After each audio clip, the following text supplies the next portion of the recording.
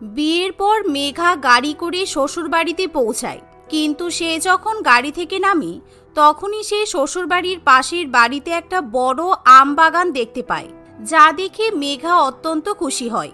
সে মনে মনে ভাবে, বাহ, আমার শ্বশুরবাড়ির পাশেই প্রতিবেশীর বাড়িতে এত ভালো বড় একটা আম বাগান আছে। আমি জানতাম না তো। কতগুলো আম গাছ, বড় বড় কাঁচা কাঁচা আম একেবারে ভর্তি।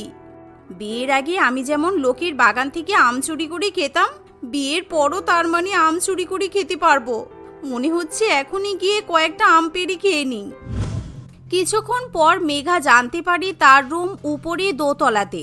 মেঘা যখন নিজের ঘরে যায় তখনই সে আগে ব্যালকনিতে ছুটে যায়। সে লক্ষ্য করে ব্যালকনি থেকে হাত বাড়িয়ে সে চাইলেই প্রতিবেশীর বাগানের আম পাড়তে পারবে। তাই সে তখনই হাত বাড়িয়ে বেশ কয়েকটা বড় বড় কাঁচা আম পেড়ে নেয়। ব্যালকনিতে দাঁড়িয়ে দাঁড়িয়ে সে আমে কামড় দিতে শুরু করে। কিন্তু তখনই পাশের বাড়ি থেকে এক বয়স্ক বৃদ্ধা বুড়িমা বৈশাখী দেবী হাতে লাঠি নিয়ে বাইরে বেরিয়ে আসে। কে রে আমার গাছের আম পাড়ছিস? আজকে লাঠি দিয়ে মেরে পুরো পিঠে ছাল তুলে দেব। বুড়িমাকে দেখে মেঘা খুব ভয় পেয়ে যায়। সে তখনই হাতের আমগুলো লুকিয়ে দেয়। অন্যদিকে বুড়িমা বাড়ির সামনেই কয়েকটা বাচ্চাকে খেলাধুলা করতে দেখে, যা দেখে সে মনে করে বাচ্চাগুলোই হয়তো তার গাছের আম পেড়েছে। হতচ্ছাড়া বেয়াদব বাচ্চাগুলো, তোদের জ্বালায় কি আমার গাছগুলোতে একটাও আম থাকবে না? শয়তানের দলগুলো, তোদের বাবা মা কি কিছুই শিক্ষা দেয়নি রে? এই বলে বৈশাখী দেবী আবার বাচ্চাদের মারবে বলে এগিয়ে যায়, আর বাচ্চারা ভয়ের চোটে তখনই সেখান থেকে পালিয়ে যায়। উপরে ব্যালকনি থেকে মেঘা দাঁড়িয়ে দাঁড়িয়ে সবটাই দেখতে থাকে। ভাগ্যিস বুড়ি উপরের দিকে তাকায়নি, তা না হলে আমি তো ধরাই পড়ে যেতাম। আমি আম চুরি করলাম আর শুধু শুধু বাচ্চাগুলো মার খেলো। মানে আম বাগান হচ্ছে ওই বুড়ি মায়ের। ব্যালকনি থেকে আম চুরি করা অতটাও সহজ হবে না, আমাকে খুব সাবধানে কাজ করতে হবে। আমি বরং রাত্রিবেলা করে আম চুরি করব। বুড়িমা তো চোখে মোটা মোটা চশমা পরে থাকে, রাত্রিবেলা কিছু দেখতেই পাবে না।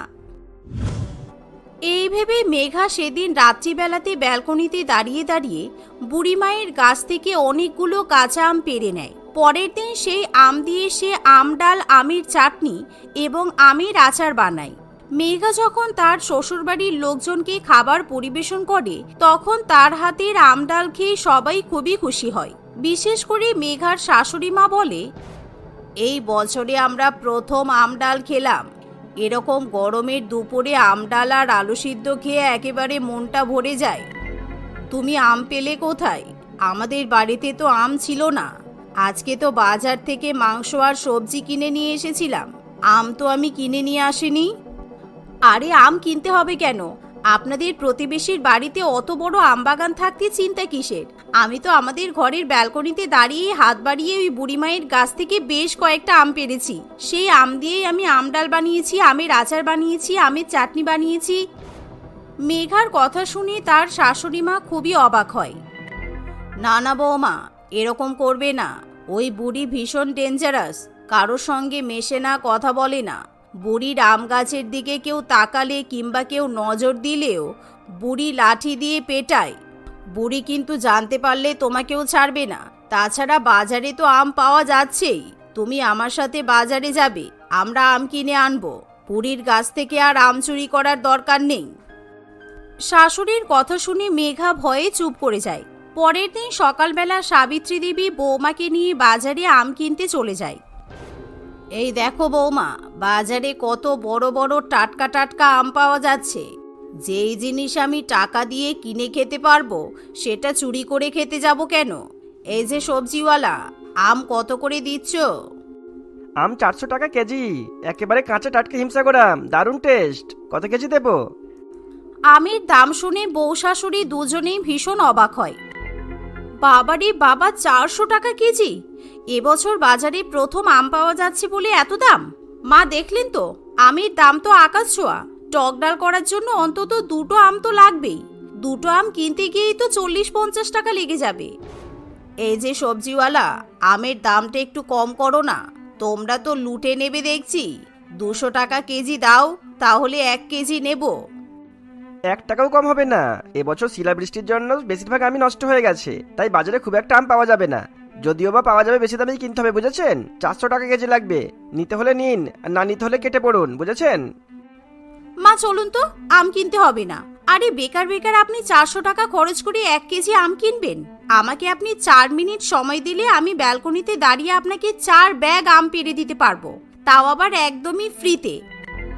হ্যাঁ বৌমা, আমার মনে হয় তুমি ঠিকই বলছো। এমনিও ওই বুড়ি ভীষণ শয়তান, পাড়া প্রতিবেশীকে কখনো একটা আমও খেতে দেয় না। শুনেছি বুড়ি নিজেও তো নাকি আম খায় না, আমগুলো বিক্রিও করে না। সারা দিন আম বাগানে বসে বসে পাহারা দেয় আর আমগুলো পচিয়ে পচিয়ে নষ্ট করে ফেলে দেয়। আমিও এবার তোমার সঙ্গে আম চুরি করব।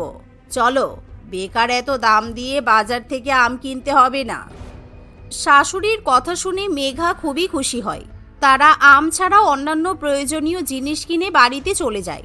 বাড়িতে যাওয়া মাত্রই বউ শাশুড়ি বড় একটা ব্যাগ নিয়ে ব্যালকনিতে চলে যায়।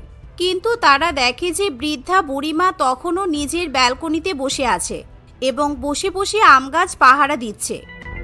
কিন্তু তারা জানালা দিয়ে বুড়ির উপর নজর রাখতে থাকে। কিছুক্ষণের মধ্যেই বুড়ি ব্যালকনিতে বসে বসেই ঘুমিয়ে পড়ে। মা, বুড়ি ঠাম্মি ঘুমিয়ে পড়েছে, এটাই সুযোগ, চলুন। এখন শুধু আমডাল আর আমের চাটনি করার জন্য অল্প করে আম পেড়ে নিই। রাত্রিবেলা আবার বেশি করে আম পেড়ে রাখবো। খুব সাবধান, আপনি ঠাম্মির দিকে নজর রাখুন, আমি আম পাড়ছি। এই বলে বউ শাশুড়ি কাজে লেগে পড়ে। মেঘা হাত বাড়িয়ে কোনো রকম শব্দ না করেই যতটা সম্ভব বেশ খানিকটা আম পেড়ে নেয়। কিন্তু তখনই একজন আইসক্রিমওয়ালার চিৎকার শুনে বুড়িমায়ের ঘুম ভেঙে যায়। আমি ঘুমিয়ে ঘুমিয়ে স্বপ্ন দেখলাম কে যেন আমার আম চুরি করছিল। ওদের ব্যালকনির দিকে বড় বড় 8টা-10টা আমের থোকা ছিল। নিশ্চয়ই ওই বুড়ি শাশুড়ি আম চুরি করেছে। যেদিন ধরা পড়বে আমার হাত থেকে রেহাই পাবে না। যেহেতু এখন মেঘা এবং তার শাশুড়ি মা প্রত্যেক দিন দিনের বেলা এবং রাত্রিবেলাতেও আম চুরি করতে থাকে, তাই তাদের ব্যালকনির দিকে সমস্ত আম শেষ হয়ে যায়। আর যা দেখেই বুড়ি মায়ের খুব সন্দেহ হয়। সে সবসময় এখন মেঘার ব্যালকনির দিকেই কড়া নজরে তাকিয়ে থাকে। সকাল থেকে একবারও ঠাম্মিকে দেখতে পাইনি, মনে হচ্ছে বাড়িতে নেই। এই দেখুন মা, আমি কি সুন্দর হুক দিয়ে, নেট দিয়ে আর লাঠি দিয়ে খুব সুন্দর একটা জিনিস তৈরি করেছি। এটা দিয়ে খুব সহজেই আমি দূরের আমগুলো পারতে পারবো। আপনি একটু নজর রাখুন, বুড়িমা যেন এসে না পড়ে। এই বলে মেঘা যেই না আম পাড়তে শুরু করে, অমনি বুড়ি ব্যালকনিতে লাঠি নিয়ে ছুটে আসে। আজকে তোরা ধরা পড়েছিস, আম চোর বউ শাশুড়ি, আজকে তোদের কে বাঁচায়? এই বলে বুড়িমা তার হাতের লাঠি মেঘার ঘরের ব্যালকনির দিকে ছুড়ে দেয়। কিন্তু মেঘা দৌড়ে ঘরের মধ্যে ঢুকে গেলেও তার শাশুড়ির মাথায় ঠকাস করে লাঠির বাড়ি লাগে। লাঠির বাড়ি খেয়ে সাবিত্রী দেবীও দৌড়ে ঘরের মধ্যে ঢুকে যায়। তুমি তো বেঁচে গেলে বৌমা, কিন্তু আমার মাথায় আলু উঠেছে, দেখো কি জোরে মারলো। বুড়ি দেখতে রোগা, কিন্তু গায়ে অনেক শক্তি। আমরা তো আর বাইরে বেরোতেই পারবো না, বুড়ি দেখলেই মারবে। কি মরতে যে আম চুরি করতে গেলাম। মেঘা তার শাশুড়ি মায়ের কথাই পাত্তা দেয় না। পরের দিন সে আবার ব্যালকনিতে আম পাড়তে চলে যায়, কিন্তু সে বুড়িমাকে কোথাও দেখতে পায় না। সে লুকিয়ে লুকিয়ে 2-1টা আম পেড়ে চলে যায়। এভাবে 2-3 দিন কেটে গেলেও মেঘা একবারও বুড়িমাকে বাইরে বেরোতে দেখে না। পাড়ার বাচ্চারাও এখন বুড়িমায়ের বাগানে গিয়ে ঢিল ছুঁড়ে ছুঁড়ে আম পাড়তে থাকে, কিন্তু বুড়িমাকে একবারও বাড়ির বাইরে দেখতে পাওয়া যায় না, যা দেখে মেঘা ভীষণই আশ্চর্য হয়। পাড়ার সবাই বুড়িমার বাগানের আম লুটপাট করে নিয়ে যাচ্ছে, কিন্তু বুড়িমায়ের কোনো পাত্তা নেই কেন বলুন তো? কিছু তো একটা ব্যাপার আছে, আমাদের গিয়ে দেখতে হবে। এই বলে মেঘা তার শাশুড়ি মাকে নিয়ে বুড়িমায়ের বাড়িতে যায়। তারা দেখে 40 ডিগ্রি গরমের মধ্যেও বুড়িমা গায়ে মোটা মোটা কম্বল চাপিয়ে শুয়ে আছে। প্রচণ্ড জ্বরে বুড়িমা একেবারে কাঁপতে থাকে, যা দেখে তখনই মেঘা ডাক্তারকে ফোন করে ডেকে নেয়। ডাক্তার জানায় বুড়িমায়ের ডেঙ্গু জ্বর হয়েছে, সুস্থ হতে বেশ অনেক দিনই সময় লাগবে। সবাই মিলে বুড়িমাকে বাড়িতে রেখেই তার চিকিৎসা চালানোর সিদ্ধান্ত নেয়। বুড়িমায়ের তো এই পৃথিবীতে কেউ নেই, এখন আমাদেরই এটা কর্তব্য বুড়িমাকে সুস্থ করে তোলার। ওনার চিকিৎসার সমস্ত খরচ আমি বহন করব। তোমরা শুধু বুড়িমায়ের একটু দেখাশোনা করো। পাড়ার সবাই মিলে সেদিন থেকে বুড়িমায়ের অনেক দেখাশোনা করে। বিশেষ করে মেঘা দিনরাত বুড়িমায়ের সাথে থেকে তার সেবা যত্ন করতে থাকে, যার ফলে বুড়িমা খুব তাড়াতাড়ি সুস্থ হয়ে ওঠে। তোমরা আমাকে ক্ষমা করে দাও, আমি পাড়ার কম বেশি সবাইকেই লাঠির বাড়ি মেরেছি, কিন্তু তবুও তোমরা আমাকে সুস্থ করে তুলেছ। আসলে আমার আম বাগানটা আমার স্বামীর স্মৃতি। আমার স্বামী আম খেতে খুব ভালোবাসতো, তাই ও মারা যাওয়ার পর থেকে ওই আম বাগানেই আমি আমার স্বামীর স্মৃতি খুঁজে পাই। ও মারা যাওয়ার শোকে আমি তো নিজেও 10 বছর একটাও আম মুখে দেইনি, আর পাড়ার কাউকেও আম খেতে দেইনি। বুড়িমায়ের মুখে এমন কথা শুনে সবার খুব খারাপ লাগে। আমি তোমাকে দেখেই বুঝতে পেরেছিলাম তোমার মধ্যে অনেক দুঃখ আছে। আরে তোমার স্বামী আম খেতে ভালোবাসতো, উপর থেকে তোমার স্বামী যখন তোমাকে আম খেতে দেখবে তখন খুশি হবে। তুমি নিজেও আম খাবে আর আমাদেরও খাওয়াবে, তাহলে দেখবে তোমার স্বামী খুব খুশি হবে। সেদিন থেকে বুড়িমা একেবারে পাল্টে যায়। সে তার গাছের আম পেড়ে পাড়ার প্রত্যেকের বাড়িতে দিয়ে আসে, আর নিজেও অনেক বছর পর তৃপ্তি করে আম খায়। এখন মেঘা কিংবা তার শাশুড়ি মাকে আম চুরি করতেও হয় না, কারণ বুড়ি মায়ের অনুমতি নিয়েই তারা বাগান থেকে যখন ইচ্ছা আম পাড়তে পারে। রেণুকা তার বর, শাশুড়ি মা এবং শ্বশুর মশাইয়ের সঙ্গে বাস করে। রেণুকার সঙ্গে রাহুলের বিয়ের বেশি দিন হয়নি, মাস 4 মতো হয়েছিল। রেণুকা তার সংসারের সব কাজ গুছিয়ে করত এবং তার শাশুড়ি মায়ের মন জুগিয়ে চলার চেষ্টা করত। তার শাশুড়ি মা মোহনা দেবী তাকে নিয়ে খুব খুশি ছিল, কিন্তু জানি না কেন প্রায় সময় রেণুকাকে মন খারাপ করে থাকতে দেখা যেত। সে সব সময় জানালার কাছে দাঁড়িয়ে আকাশের দিকে তাকিয়ে তাকিয়ে কি যেন ভাবত। এই দেখে একদিন তার শাশুড়ি মা বলে, বৌমা, তোমার কি হয়েছে গো? সব সময় দেখি তুমি মন খারাপ করে থাকো, আর সব সময় জানালা দিয়ে আকাশের দিকে তাকিয়ে তাকিয়ে কি যেন বিড়বিড় করে বলতে থাকো। কি ব্যাপার বলো তো? কই কিছু না তো মা, এমনি, কোনো কারণ নেই। আরে বলো না, ভয় নেই কোনো। আমি তো তোমার মায়ের মতো, কোনো অসুবিধা হলে বলতে পারো। আমাদের এখানে কি তোমার ভালো লাগছে না? মা, বৃষ্টি কবে আসবে? বর্ষাকাল কবে শুরু হবে বলুন তো? আমার বর্ষাকাল খুব পছন্দ। আমি যেখানে থাকতাম মৌসিন গ্রামে, ওখানে প্রত্যেক দিন বৃষ্টি হতো, আমার খুব ভালো লাগতো। এখানে তো রোজ বৃষ্টি হয় না, আর বর্ষাকাল শুরু হতেও কত লেট করছে। ও, এই ব্যাপার, বুঝলাম। তুমি তাহলে বর্ষাকালের অপেক্ষায় আকাশের দিকে তাকিয়ে থাকো। চিন্তা করো না, খবরই দেখাচ্ছে কয়েকদিনের মধ্যেই বর্ষা নেমে পড়বে। আচ্ছা, বর্ষাকালে বৃষ্টিতে ভিজতে ভালো লাগে নাকি তোমার? হ্যাঁ, বৃষ্টিতে তো ভিজতে ভালো লাগেই। আসলে আমার বৃষ্টিটাই খুব পছন্দের। আপনি বুঝবেন না মা, ছাড়ুন। চলুন দেখি টিভিতে নিউজে কি বলছে, আদেও বৃষ্টি আসবে কিনা দেখি চলুন। রেণুকা এভাবেই বৃষ্টির জন্য অপেক্ষা করতে থাকে। একদিন রেণুকা তার শাশুড়ি মায়ের সঙ্গে বসে খাবার খাচ্ছিল। তখন, বৌমা, তোমার জলের গ্লাস কোথায়? তুমি জল খাও না কেন বলো তো? এই বাড়িতে আসার পর থেকে তোমাকে আমি জল খেতে দেখিনি কোনোদিনও। জল খাই তো, আমি খাওয়ার সময় জল খাই না। আসলে আমার যখন জল পিপাসা পায় তখন আমি বেশি করে জল খেয়ে নিই। রেণুকা কথা বলছিল, তখনই সে জানালা দিয়ে দেখতে পায় ঝমঝম করে বৃষ্টি শুরু হয়েছে। মা, ওই দেখুন, বৃষ্টি পড়ছে, বৃষ্টি পড়ছে, দেখেছেন? বর্ষা শুরু হয়ে গেছে। হ্যাঁ হ্যাঁ, দেখেছি। তা কি করব, আমি কি নাচবো নাকি? আপনি না নাচলেও আমি তো নাচবই। মা, ছাদে জামা কাপড় মেলে দেওয়া আছে না? দাঁড়ান, আপনি খান, আমি এক্ষুনি নিয়ে আসছি। এই বলে রেণুকা জামা কাপড় তুলতে ছাদে চলে যায়। অনেকক্ষণ হয়ে গেলেও সে ছাদ থেকে নিচে নেমে আসে না। কি গো, অনেকক্ষণ হয়ে গেল, বৌমা ছাদে জামা কাপড় তুলতে গেছে, এখনো নেমে আসছে না কেন বলো তো? দেখো আবার পা পিছলে পড়ে টড়ে গেল না তো? চলো চলো গিয়ে দেখি।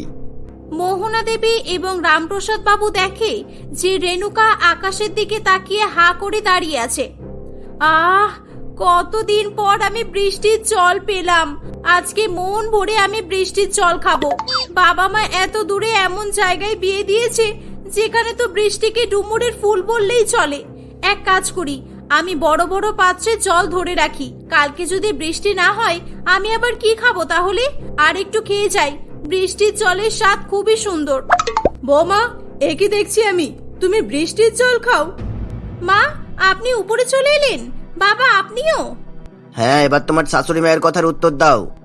হ্যাঁ মা, আমার বৃষ্টির জল খেতে খুব ভালো লাগে। আমি বৃষ্টির জল খাওয়ার জন্যই তো বর্ষাকালের অপেক্ষা করছিলাম, তাই আমি জামা কাপড় তোলার অজুহাতে ছাদে এসে বৃষ্টির জল খাচ্ছিলাম। সর্বনাশ, বৃষ্টির জল আবার কেউ খায় নাকি? বৃষ্টির জল তো নোংরা হয়। বৃষ্টির জল নোংরা? কে বলেছে আপনাকে? বৃষ্টির জল হচ্ছে সবচেয়ে বিশুদ্ধ জল, একেবারে ন্যাচারাল ফিল্টার ওয়াটার। আমি তো বাপের বাড়িতে যখন থাকতাম তখনও বৃষ্টির জলই খেতাম। আমাদের ওখানে তো বৃষ্টির জলের কোনো অভাব ছিল না। সরুন দেখি, আমাকে বৃষ্টির জল সঞ্চয় করতে হবে। এই বলে রেণুকা রান্নাঘর থেকে কয়েকটা পাত্র নিয়ে এসে বৃষ্টির জল ভরে রাখে। মোহনা দেবী এবং রামপ্রসাদ বাবু কিছু না বলে রেণুকাকে দেখে শুধু অবাকই হচ্ছিল। একইভাবে ঝমঝম করে খুব জোরে বৃষ্টি হচ্ছিল। রাত্রিবেলা রাহুল ভিজে ভিজে বাড়িতে ফিরে আসলে তার মা তাকে দেখে বলে, কি রে, বৃষ্টি হচ্ছিল দেখলি যখন, তখন ভিজে ভিজে এলি কেন?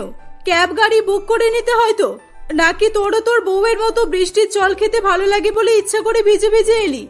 দূর, কি যে বলো না তুমি, বৃষ্টির জল আবার কেউ খায় নাকি? রেণুকা, প্লিজ টাওয়ালটা তাড়াতাড়ি দাও, আমার খুব ঠান্ডা লাগছে। হ্যাঁ হ্যাঁ চলে দিচ্ছি। দেখলেন তো মা, আপনার ছেলে আমাকে কিছুই বলল না, তার মানে আমি যত ইচ্ছা বৃষ্টির জল খেতে পারি। রেণুকা এই বলে সেখান থেকে চলে যায়। সে প্রত্যেক দিন বৃষ্টি এলেই ছাদে চলে যায় আর বৃষ্টিতে ভিজতে ভিজতে মন ভরে বৃষ্টির জল খায়। একদিন সন্ধেবেলা, মা, চা নিয়ে এসেছি, খেয়ে নিন। বাবা, চা এনেছি। রেণুকা এই বলে টেবিলের উপর চায়ের কাপগুলো রেখে দেয়। তার শ্বশুরমশাই চায়ের কাপ তুলে খাওয়া শুরু করে দেয়। মোহনা দেবী যেই চায়ের কাপ তুলতে যাবে তখনই রেণুকা বলে, মা, ওটা আমার চা, আপনি এটা নিন, ওটা রেখে দিন। একই তো চা নাকি, আবার আমার তোমার কি? ও বুঝলাম, তুমি তোমার জন্য আলাদা করে কাপ নির্দিষ্ট করে রেখেছো নাকি? না না, সেটা নয়। আপনাদের চা আমি নর্মাল ফিল্টার ওয়াটার দিয়ে তৈরি করেছি, আর আমার চা আমি বৃষ্টির বিশুদ্ধ জল দিয়ে তৈরি করেছি। আকাশের জল দিয়ে তৈরি আরো চা আছে, আপনি চাইলে আমি দিতে পারি। না বাবা না, একদম না, কোনো দরকার নেই। তুমি খাও বাবা, যত সব অদ্ভুত কাজ করব তোমার। বৌমা, তুমি আবার ভাত তরকারি রান্নার সময় বৃষ্টির জল ব্যবহার করো না তো? সত্যি করে বলো। এমা, আমি তো বৃষ্টির জল দিয়েই রান্না করি।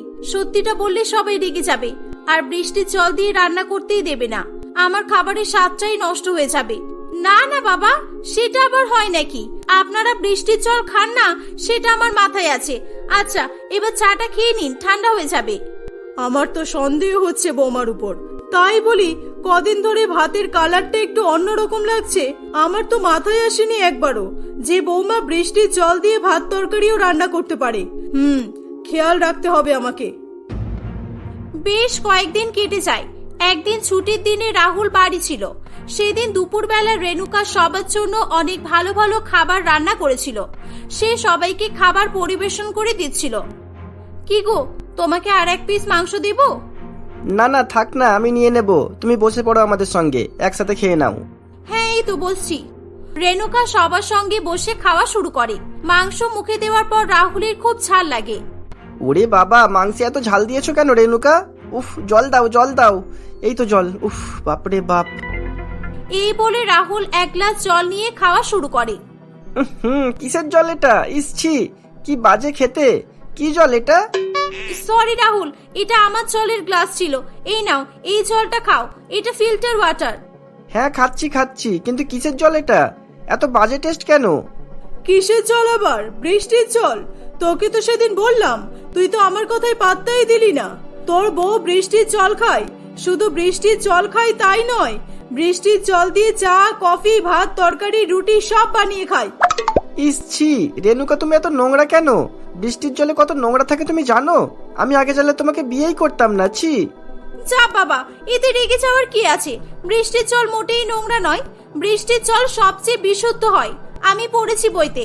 আর তাছাড়া আগেকার যুগের মানুষ তো বৃষ্টির জলই খেত, তখন কি আর ফিল্টার ছিল? তোমরা খাবে না খেও না, কিন্তু আমাকে বারণ করবে না, বলে দিলাম।